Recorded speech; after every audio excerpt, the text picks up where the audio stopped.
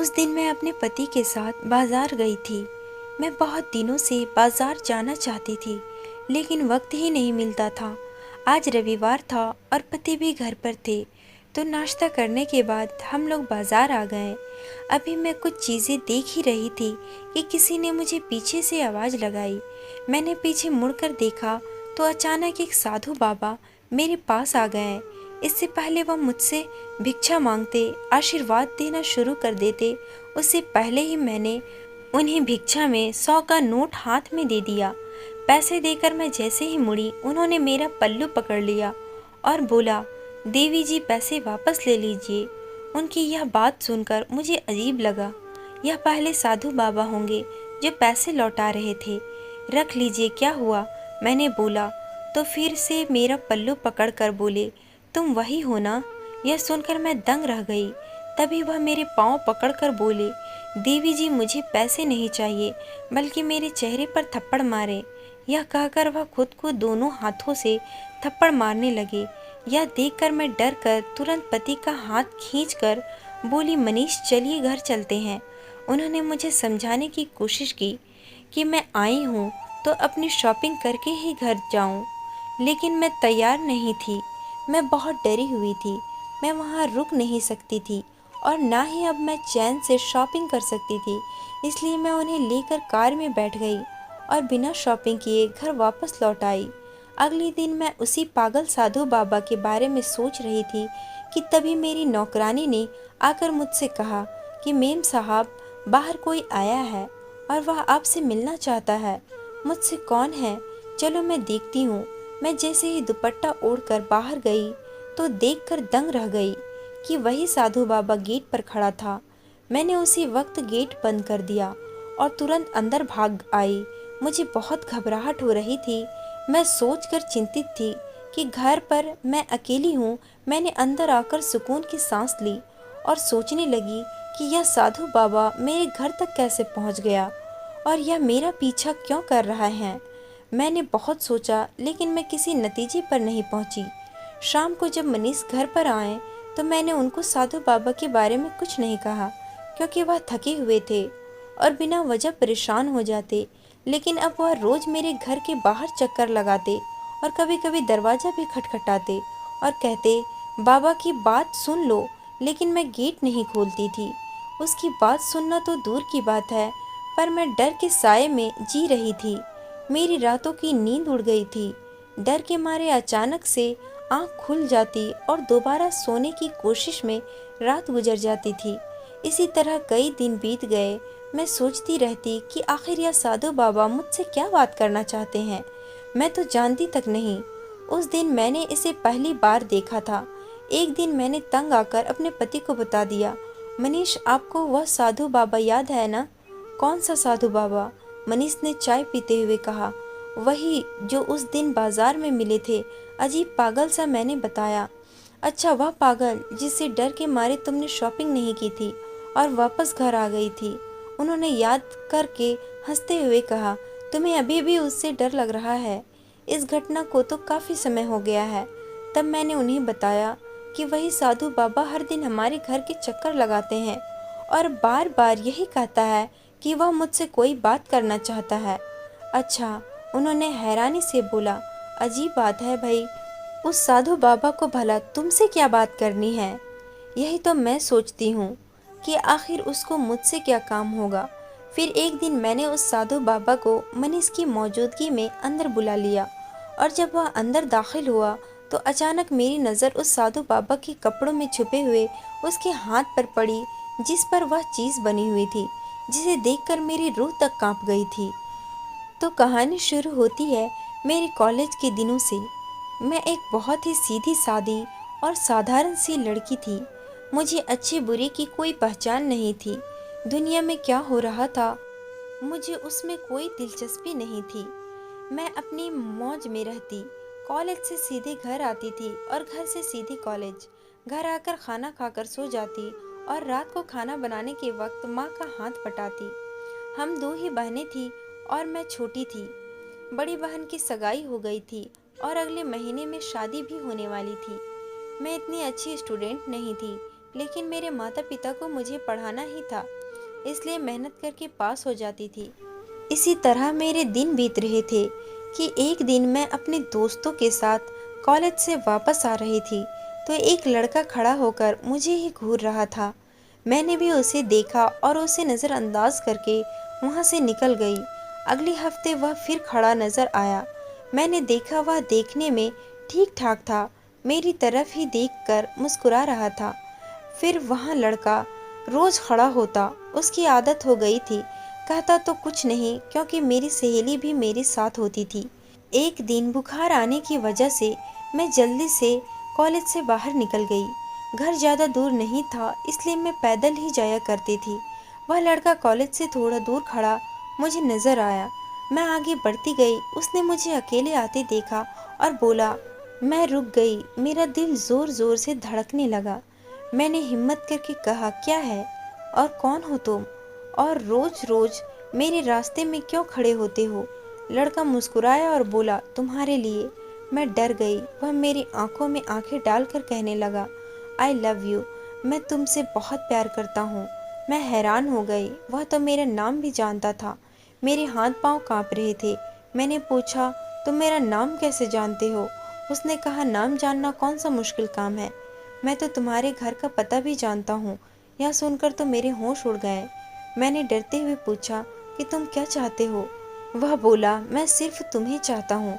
जब से मैंने तुम्हें देखा है मेरी नींद उड़ गई है, मेरा चैन खो गया है, और मैं चाहता हूँ कि मेरे प्यार का जवाब तुम भी प्यार से दो। यह सुनकर मैं रुकी नहीं, कहीं कोई देख न ले। मैं चलने लगी, वह पुकारता ही रह गया, लेकिन मैं भागती हुई घर आ गई। घर पहुंचने के बाद मैंने दवाई ली और सो गई। रात को मुझे थोड़ा बेहतर महसूस हुआ, तो मैं उसी लड़के के बारे में सोचने लगी। उसने अपना नाम मोहन बताया था। उसके बारे में सोचते हुए मेरा दिल जोर जोर से धड़कने लगा। यह पहली बार था जब किसी लड़के को मुझ में इतनी दिलचस्पी थी। मुझे बुरा भी नहीं लग रहा था। फिर वह रोज ही रास्ते में मुस्कुराता हुआ मिलता और इशारों में नमस्कार करता, और मैं शर्मा जाती। कुछ ही दिनों के बाद वह मुझे खत देने लगा और मैं घर आकर उसके खत पढ़ती, फिर उन्हें छुपा कर रख देती। फिर मैं भी उसके खत का जवाब लिखकर देने लगी। मैं उसे पसंद करने लगी थी। हाँ, मैं उससे प्यार करने लगी थी।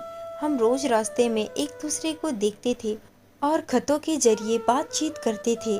फिर एक दिन उसने खत में लिखा कि हम कब तक आखिर खत ही लिखते रहेंगे, अब मिल भी लो मुझसे, हम दोनों को कहीं मिलना चाहिए। मैंने उसे जवाब में लिखा कि मिलना तो मैं भी चाहती हूँ, लेकिन यह संभव नहीं, हम पकड़े जाएंगे। उसने लिखा, तुम कॉलेज आना और वहाँ से मेरे साथ चलना, फिर मैं छुट्टी के वक्त तुम्हें कॉलेज छोड़ दूँगा। मैं मान गई। अगले दिन वह कॉलेज के पास अपनी बाइक लेकर खड़ा था। मैंने इधर उधर देखा और उसकी बाइक पर बैठ गई और एक गार्डन में ले गया। वहाँ मुझे अपनी मोहब्बत का यकीन दिलाता रहा। वादे किए, मैं तुम्हारे बिना नहीं रह सकता। मैंने कभी सपने में भी नहीं सोचा था कि कोई लड़का मेरी ज़िंदगी में आएगा और मुझसे इतना प्यार करेगा। मैं उस दिन बहुत खुश थी। घर आई तो उसे याद करके बार बार मुस्कुराती थी। बस हर जगह मुझे वही नज़र आता। मैंने घर पर उसके बारे में किसी को नहीं बताया था। फिर हम अक्सर मिलने लगे, पहले गार्डन में, फिर होटलों में। फिर एक दिन वह मुझे अपने दोस्त के फ्लैट पर ले आया। मैं डर गई और बोली, मोहन तुम मुझे यहाँ क्यों लाए हो? उसने कहा, मैं बहुत जल्द अपने परिवार वालों को तुम्हारे घर भेजूंगा। और फिर मैं भी उसकी चिकनी चुपड़ी बातों में आकर उसमें खो गई, क्योंकि मैं उसकी मोहब्बत में बहुत मजबूर हो गई थी। मेरे पास उसकी बात मानने के अलावा और कोई रास्ता नहीं था। घर आकर मैं बहुत रोई और पछताई कि यह मैंने क्या कर दिया। मैं किसी से इस हद तक प्यार कैसे कर सकती हूँ। लेकिन अगले दिन मोहन ने मुझे फिर से अपनी मोहब्बत का यकीन दिलाकर सब कुछ भुला दिया। कुछ दिनों से मेरी तबीयत ठीक नहीं थी।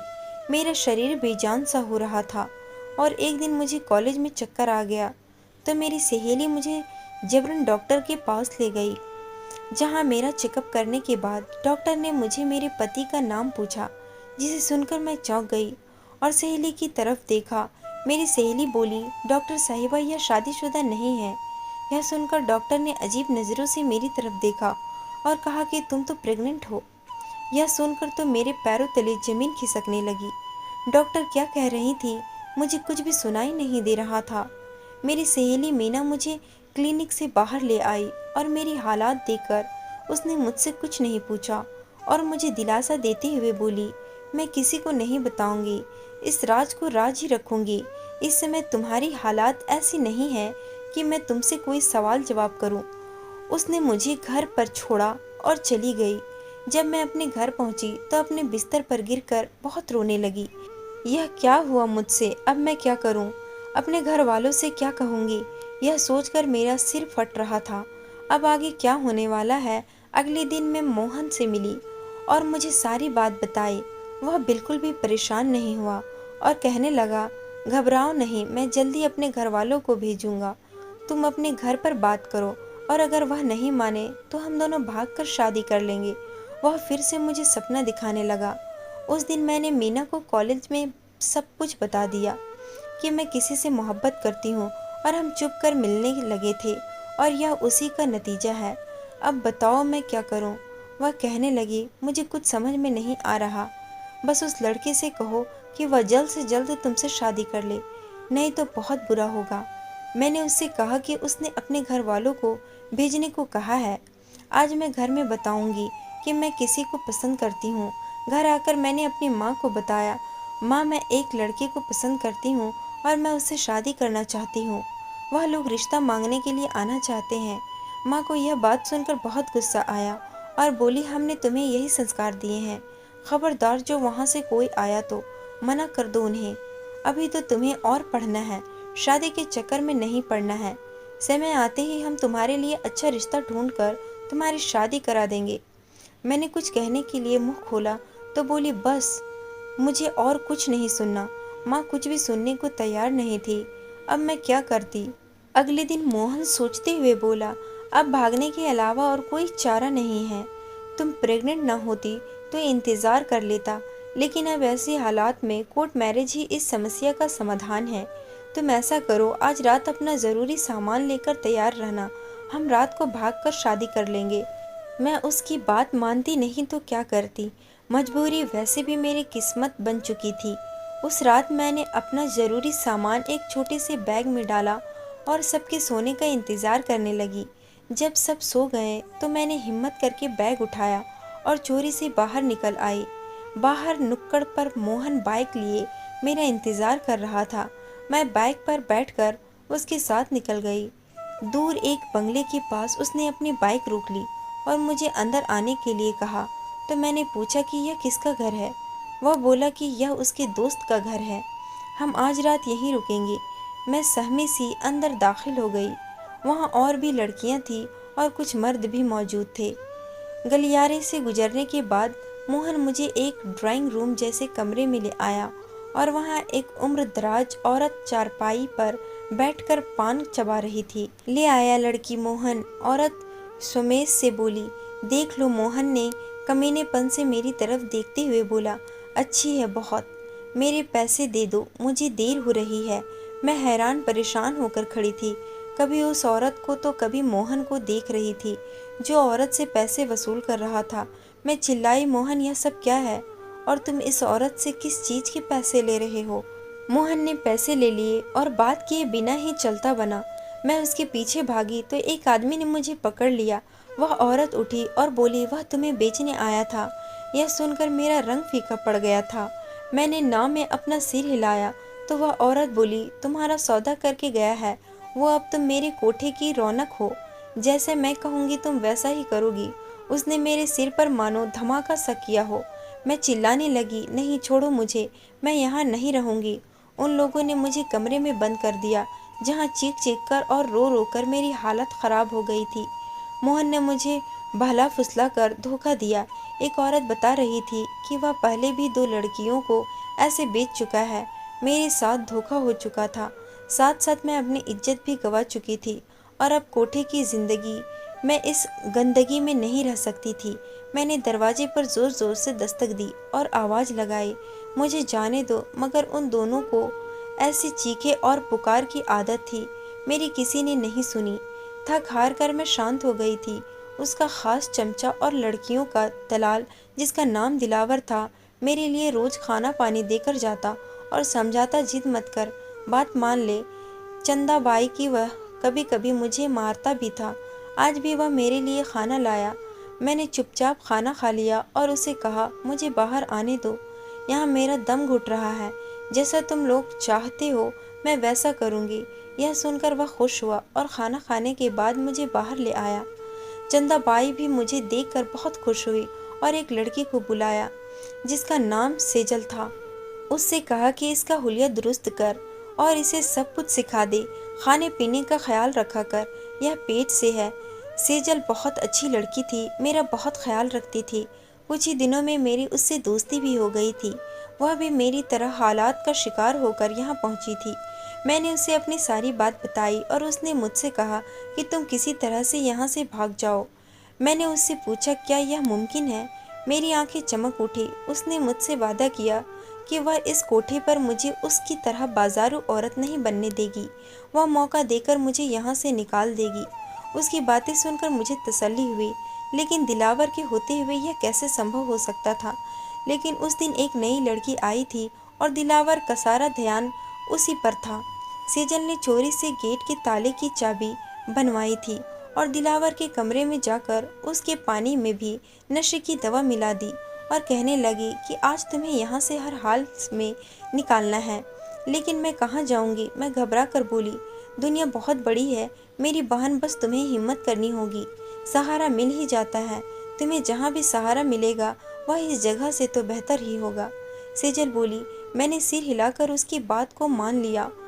यह वह जगह थी जहाँ रात को दिन होता था और सुबह लोग थक कर कुछ घंटों के लिए सो जाते थे।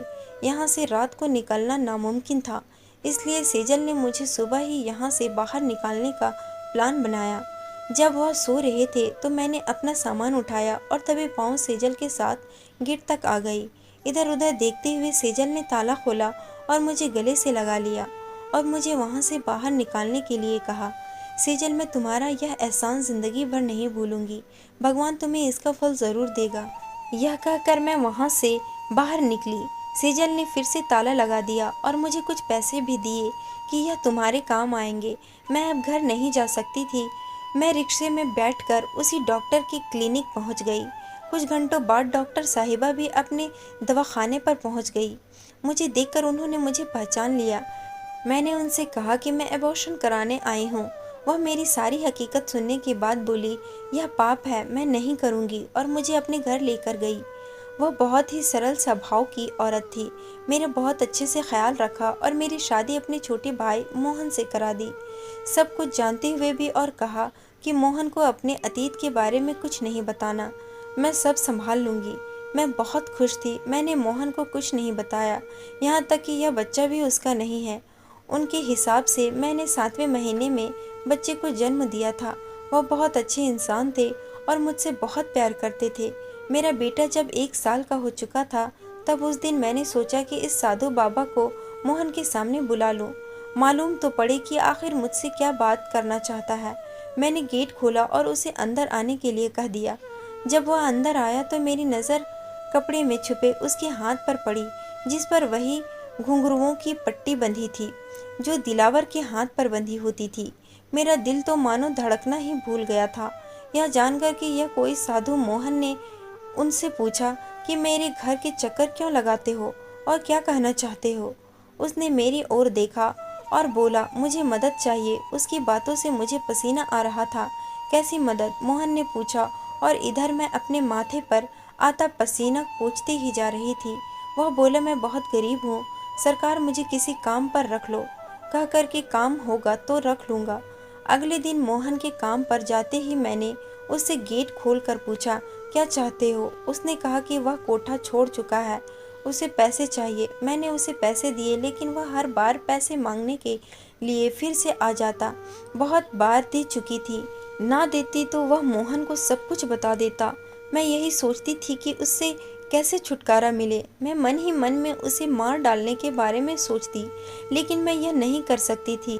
लेकिन अब उसकी ब्लैकमेल में मैं नहीं आऊंगी यह सोच लिया था और अगली बार उसे पैसे नहीं दिए। वह धमकियां देता रहा। आखिर कब तक उसके डर में जीती रहूंगी। अगले दिन वह फिर आ गया। उसने मुझे बताया कि मैं मोहन को सब बता चुका हूँ कि तुम क्या हो। यह सुनकर मैं कांप उठी। मैं अपना बदला ले चुका, अब क्या करोगी। वह यह कहकर हंसने लगा कि उसी वक्त मोहन पुलिस लेकर वहां पहुंच गए और पुलिस दिलावर को गिरफ्तार करके ले गई। मोहन मेरे साथ अंदर आ गए और मैं सिर झुकाकर कुर्सी पर बैठ गई। वह मेरी तरफ देखते रहे, फिर बोले, मैं यह सब पहले दिन से ही जानता था। यह सुनकर मैंने सिर उठाया तो बोली, हाँ, मेरी बहन ने मुझे सब कुछ बता दिया था।